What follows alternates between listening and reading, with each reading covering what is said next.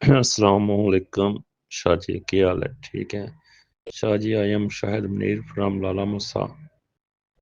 تو شاہ جی، آپ کی بات سنتے ہیں، آواز سنتے ہیں تو دل کو بڑی طمانینت ہوتی ہے۔ آپ کا بیہیو بالکل ایسے ہی ہوتا ہے جیسے ایک شفیق باپ کا بیہیو ہوتا ہے، ذرا بھی نہیں اکتاتے۔ ایک سوال کو 50 دفعہ کرتے ہیں تو 50 دفعہ آپ جواب دیتے ہیں، ذرا بھی آپ نہیں اکتاتے۔ تو بالکل ایک شفیق باپ کی طرح آپ کا رویہ بیہیو، تو بہت امپریسو آپ کے گیسچر ہے، بہت امپریسو بیہیو ہوتا ہے آپ کا۔ تو سر شاہ جی، میرا ایک کوشچن ہے، جن کو 40% ملا، 17,500 سم تھنگ ہے اپریل تک جنہوں نے اپلیکیشنز دی ہیں، جو ان کا 60% ہے، یہ پہلے ان کو ڈیل کریں گے پھر دوسرے فیز والوں کو ڈیل کریں گے، یعنی کہ ان کو کلیئر کر کے 40% دیا پھر 60% دے کے پھر جو اپلیکیشن آپ دے رہے ہیں ان کو ڈیل کریں گے؟ تو پلیز اس کا جواب دے دیجیے گا، مہربانی، شکریہ۔ اللہ آپ کو ہمیشہ سلامت رکھے جی۔ وعلیکم السلام شاہد منیر صاحب، اللہ تعالیٰ آپ کو خوش و خرم رکھے، بہت شکریہ، جزاک اللہ۔ کرنا پڑتا ہے، اصل میں شریعت کو مد نظر رکھے بغیر اگر انسان زندگی گزارے گا تو یقیناً خسارے کا سودا ہے۔ یہ دیکھنا چاہیے انسان کو کہ اللہ کیا کہتا ہے، اللہ کا رسول کیا کہتا ہے، اور ہمارے لیے کس معاملے میں کیا ہدایتیں ہیں۔ اور اللہ کے رسول پاک صلی اللہ علیہ وآلہ وسلم نے زندگی کے ہر پہلو پر روشنی ڈالی ہے، ہر پہلو پر ان کا ہدایت نامہ احادیث کی صورت میں ماشاءاللہ موجود ہے۔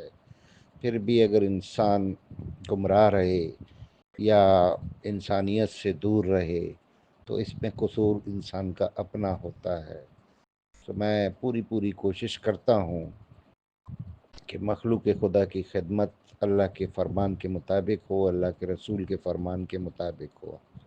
ظاہر سی بات ہے، اجر بھی تو اللہ ہی نے دینا ہے نا، تو کرنا پڑتا ہے سب۔ ایسا ہے شاہد منیر صاحب کہ آپ نے بالکل درست سمجھا ہے، یہ سمجھ لیں کہ اس سال کے اینڈ تک 31 دسمبر تک انہوں نے یہ 60% بھی دینا ہے، اور اگر تعطل کا شکار ہوا تو پھر یہ جنوری کے منتھ میں 60% دیں گے۔ تو یہ پہلے جن کو 40% دے چکے ہیں ان کو 60% دے کے مکمل فارغ کریں گے، اس کے بعد فیز 2 والوں کو دیکھیں گے انشاءاللہ۔